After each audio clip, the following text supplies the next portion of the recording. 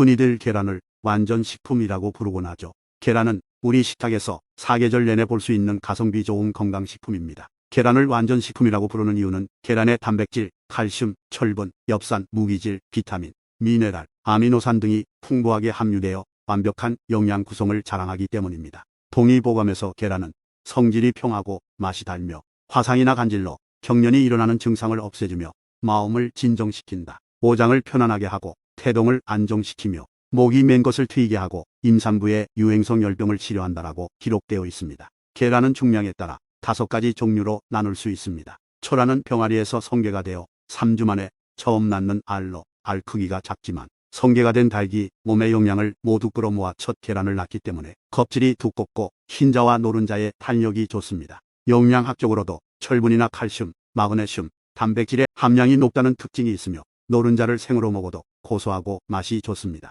태란과 특란은 9개월 내 닭이 낳는 계란으로 산란을 가장 많이 하는 시기에 낳기 때문에 시중에서 가장 많이 접할 수 있습니다. 왕란은 초란 후 12개월이 지난 닭들이 낳은 계란으로 닭이 나이가 들며 가지게 되는 여러 질병 정보들을 몸이 기억하게 되어 질병 저항력이 높다는 장점이 있습니다. 왕란은 중량이 높아 상란일 가능성이 가장 높으며 상란은 일반 계란보다 비타민 A와 비타민 B 성분을 더 많이 함유하고 있습니다. 이렇게 종류도 다양한 계란을 섭취할 경우 우리 몸에 나타날 수 있는 효능과 부작용에 대해 상세하게 알아보겠습니다.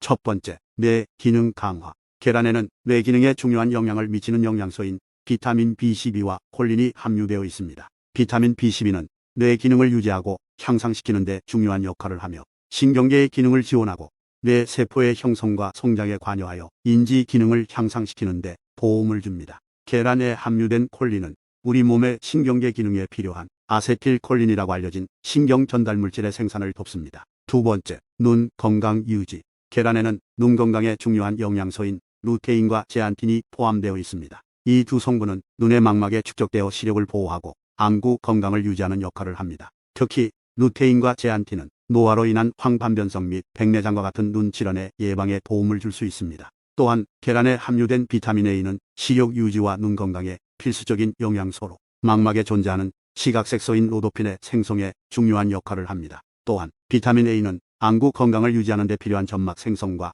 눈 건조증 예방에도 기여합니다. 세 번째, 심혈관 건강 개선. 한 연구에 따르면 계란 속에 있는 콜린은 심혈관 건강을 촉진하는 데 도움을 주며 혈액 내의 호모시스테인 수준을 조절하여 심장 질환과 관련된 위험을 감소시킬 수 있습니다. 네 번째, 항산화 효과. 계란에는 항산화 작용을 하는 비타민 A와 비타민 E, 비타민 C, 코엔자임 Q10 등의 영양소가 함유되어 있어 자유라티 칼로부터 세포를 보호하고 노화를 억제하는 역할을 합니다. 다섯 번째, 면역력 강화. 계란은 핵심 미네랄과 비타민인 아연, 셀레늄, 비타민 A, 비타민 D를 함유하고 있어 감염과 질병으로부터 신체를 보호하고 면역 반응을 지원할 수 있습니다. 여섯 번째, 뼈 건강 강화. 계란은 칼슘, 인, 비타민 D와 같은 영양소를 함유하고 있어 뼈의 형성과 유지에 도움을 주며 골다공증과 같은 질환 예방에도 도움이 됩니다. 일곱 번째, 체중 관리. 계란은 단백질과 지방의 조합으로 인해 포만감을 유지하고 식욕을 억제하는 데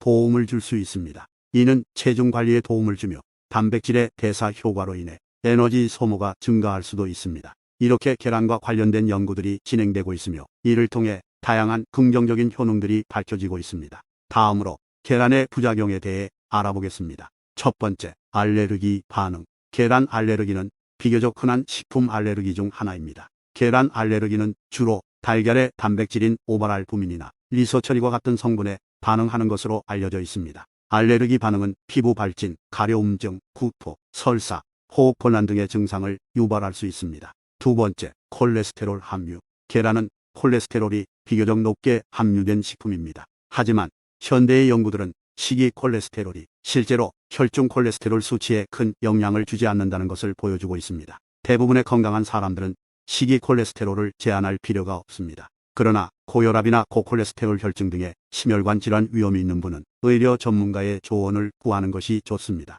세 번째, 살모넬라 감염. 계란은 살모넬라균이라는 세균에 오염될 수 있으며 이는 식중독의 주요 원인 중 하나입니다. 살모넬라균에 감염된 계란을 섭취하면 살모넬라균이 소화관으로 들어가게 되어 위장 장애를 유발하여 복통, 설사, 구토 등으로 나타날 수 있습니다. 계란은 냉장고에 적절한 온도에 보관해야 하며 너무 따뜻하거나 습한 환경은 세균의 번식을 촉진시킬 수 있습니다. 살모넬라균은 고온에서 사멸하므로 계란을 충분히 익혀 섭취하는 것이 중요합니다. 식중독을 예방하기 위해서는 신선한 계란을 선택하여 구매하고 외피에 균이 오염되지 않도록 주의해야 합니다. 좋은 계란인지 간단하게 확인하는 방법은 물에 담궈서 물에 뜨면 무정란, 아래로 가라앉으면 유정란이며 가장 건강한 달걀은 자연 사료를 먹고 수탉과 암탉을 같이 방사하여 자연적으로 수정해서 만들어지는 달걀입니다. 또한 모든 달걀에는 난각 코드가 기재되어 있는데 앞에 4자리는 산란 일자이고 가장 마지막 코드가 사육 환경입니다. 1번이 방사 사육,